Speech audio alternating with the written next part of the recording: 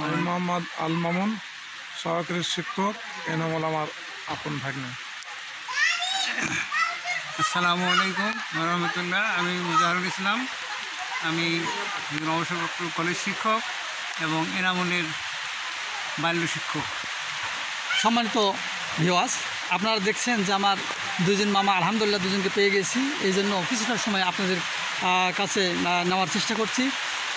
আগে যিনি সালাম দিলেন উনি একজন বিএসসি শিক্ষক, উনি আমার মামা, হাই স্কুলে আছেন। আর সাথে আর এক মামা, উনি আমার বাল্য শিক্ষক এবং গণিতের শিক্ষক, এবং গণিত উনি খুব ভালো বুঝতেন, ওনাকে পেয়ে গেলাম।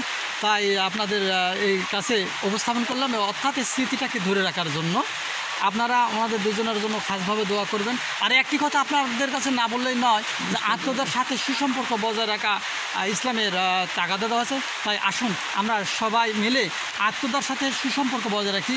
আসসালামু আলাইকুম ওয়া রাহমাতুল্লাহ।